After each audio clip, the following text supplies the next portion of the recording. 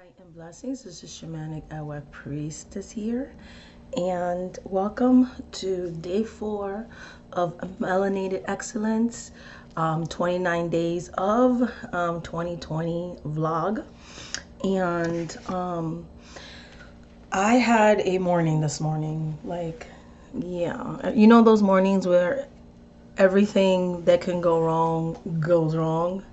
That was me. And so one of the things that I do when I'm having a bad day, one of my coping skills is doing something that I enjoy.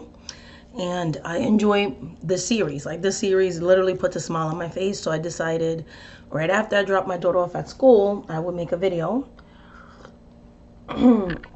after treating myself to cheer myself up by having a nice breakfast leisurely, because usually I'm either skipping breakfast, rushing breakfast. I decided to have breakfast after I dropped off my daughter. I sat down, had breakfast, started drinking my coffee, and started transferring the information, so notes and some cue cards, so that I could keep on track. Because I did talk about, so far I've done a deck walkthrough of a deck that I feel that's inclusive, that deals with herbs, so the Herb Crafters Tarot. I also did a walkthrough of Precious Gems. So I have a playlist that I've created specifically for this 29 days of Melanated Excellence. So you guys can actually go on the playlist and stuff, and you don't have to surf through all my content, because I know I have a lot of videos, even though a lot of them I've made private. So there's even less videos now, but there's still quite a lot of videos on my channel, so I understand that. So yeah, so I did a walkthrough of those, which I found to be both inclusive decks. I also talked about Harriet Tubman.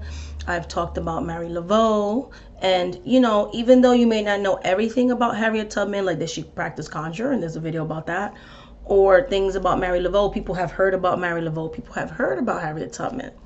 I also wanted to feature melanated people that may have been lost in history, that maybe they were known in their day, but unfortunately, they, you know, sometimes people get lost and their stories get lost.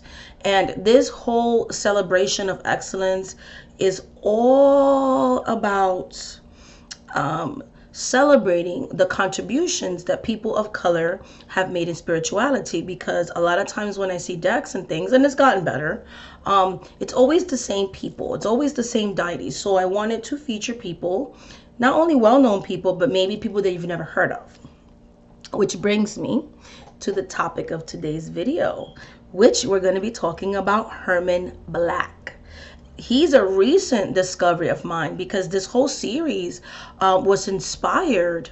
And there's going to be other things besides talking about spiritualists and things like that. We're also going to talk about decks and various topics that affect, you know, the spiritual community and all these things. So it's going to be a lot of stuff.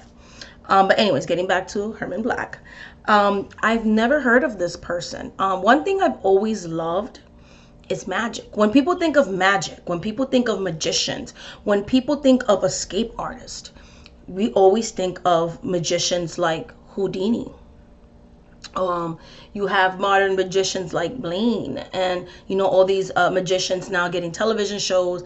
You know, I'm levitating and, you know, escaping out of these things, and, you know, doing all these kinds of types of magic, you know, food deprivation and all these things. And like I said, Houdini is very well known. He was born in 1926.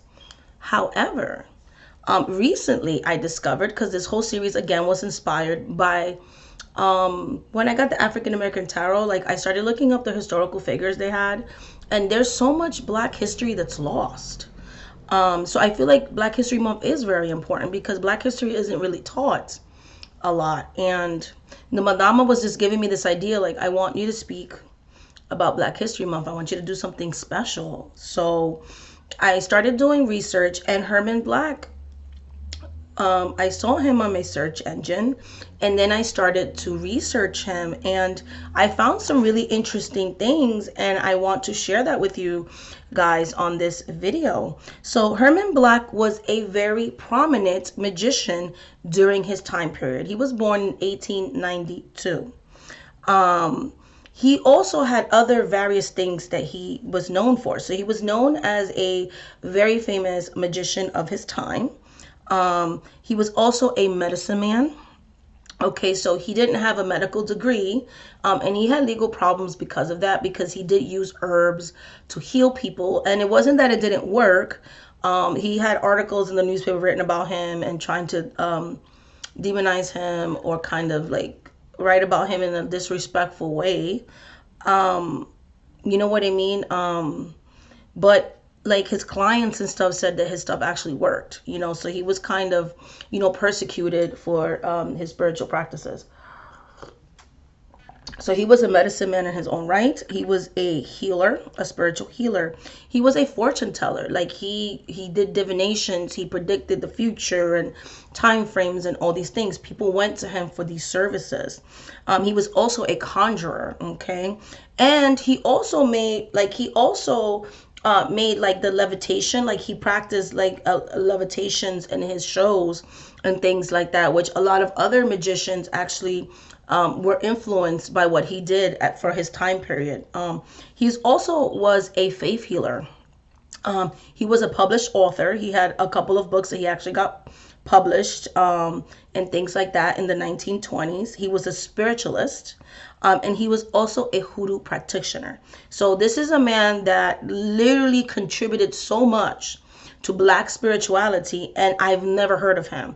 You know what I mean? Like, I've never heard of him. So I was very excited when I found this out, because I always loved magic, and I always like, oh, one of the greatest, Houdini, and didn't even know that there was somebody before Houdini who was a man of color, a man of African American descent, that actually inspired a lot of the escapism and stuff that Houdini was known for. Herman Black was already practicing that, okay? Herman Black was born in 1892. He was born in Amherst, Virginia. His birth name was Benjamin Rucker. For 5 years, he was very impoverished, and he wandered around, going through a lot of hunger and deprivation. He literally did odd jobs just to sustain himself, and was living literally on $1 a day. On his downtime during this time period, he wrote books. Okay, he wrote books about his life and things like that. People say he embellished his early life. A lot of people don't know a lot about his life. He claimed to have been in India and in China, and being around the Zulu nation, and learning magical things from that. But they haven't ever been able to verify that. But even if he made that part of his the magical practices up, that was very common, because a lot of magicians back in the days would invent these and create these stories, because it was very big when you were a magician to be mystique. People back then believed they weren't called illusionists. Like, people were like, oh my goodness, like they're really sawing a lady in half and all this kinds of stuff. So it was all part of the allure. He found a mentor which showed him how to practice magic, how to practice illusions. And he also sold like those patented medicines that people will sell, on the roadside, that, oh, this cures this and that and stuff like that. So medicines and tonics and things like that. He did medicine shows. He practiced sleight of hand. He was a ventriloquist as well in his own right. He was very good at imitating animals. He had a very strong connection with animals. Unfortunately, at the age of 17 years old, his mentor died in 1909. This is when he went on his own. So it was like sadness, but it was also a blessing, because he kind of left the medicine shows and practiced and focused more on being a traveling magician. He went on to adopt the name Black Herman, because he was coined the Negro magician back then. So he was like, I'm gonna take back that term, and I'm gonna call myself Black Herman.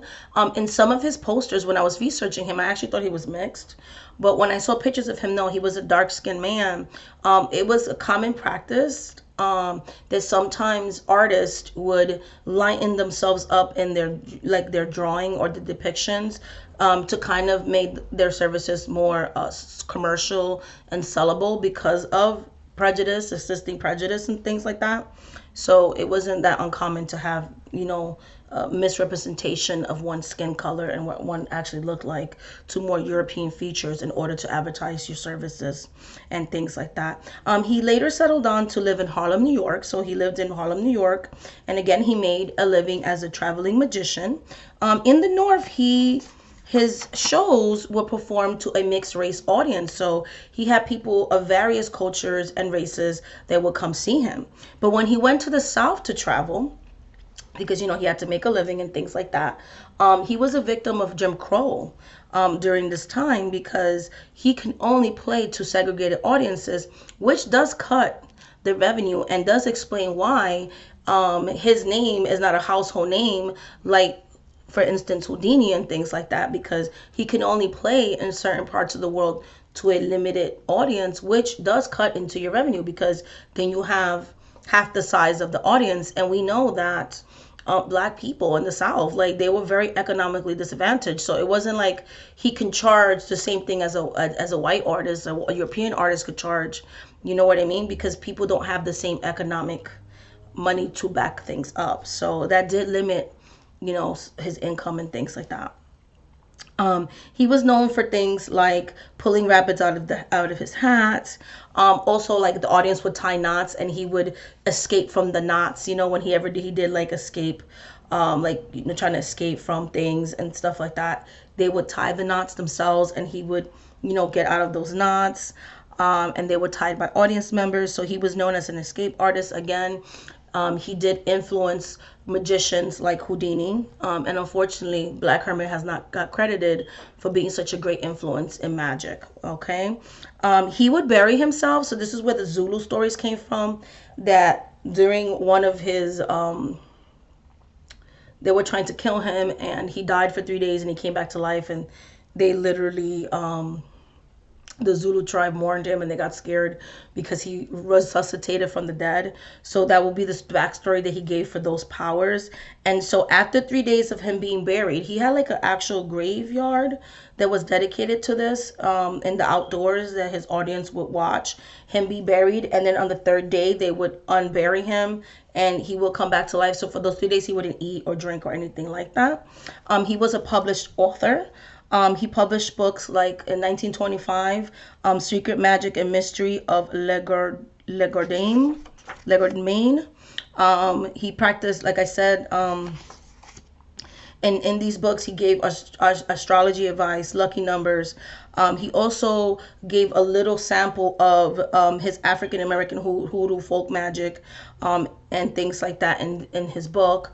But he didn't give away all his secrets. He kept his most valuable and most powerful secrets, because he was known for bringing back your ex, reconciling, bringing a new lover. He did a lot of love work. He did a lot of, the right and the left-handed path, things that people were doing in the 1900s, when they were seeking hoodoo services and spiritual services.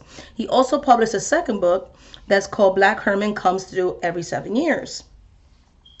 And unfortunately, on April 15, 1934, at the age of only 44 years old, the world lost this predominant, powerful magician, conjurer, medicine man, and spiritual healer.